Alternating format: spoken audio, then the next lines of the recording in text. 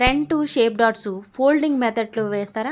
చాలా ఈజీగా ఉంటుంది. చూడండి, ఆ చివర్న మార్కింగ్ చేస్తేనే అటువైపుకి మడత పెట్టేసుకోవాలి. మళ్ళీ షోల్డర్ మధ్యలో ఒక మార్కింగ్ చేసుకుని యువతల వైపుకి ఫోల్డింగ్ చేయాలి. ఇక నెక్స్ట్ ఫోల్డింగ్ వచ్చేసి కింద నుంచి పైకి ఇలా ఫోల్డ్ చేయాలి. చూడండి, ఇలా ఫోల్డింగ్ చేసుకుని చక్కగా గుర్తులు పడేలా రఫ్ చేసుకుని ఇప్పుడు ఫోల్డింగ్ నిప్పితే మనకి సెంటర్ పాయింట్ అంటూ క్రియేట్ అవుతుంది. అలాగే కింద నుంచి వచ్చే పెద్ద డాట్కి గీసి వేసేసుకోవాలి.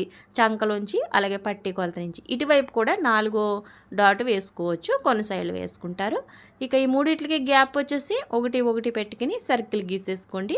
ఇక్కడ వరకు వచ్చి ఆగుతాయి అన్నట్టు. ఏ సైజు వరకైనా ఫోల్డింగ్ పద్ధతి ఇంతే, కానీ పెద్ద డాట్కి తీసుకుంటున్నాం ఫ్యాబ్రిక్, అదే ముఖ్యం. ఇక్కడ 2 తీసుకున్నాను, అటువైపు ఇటువైపు ఒక్కోటి మార్కింగ్ చేశాను.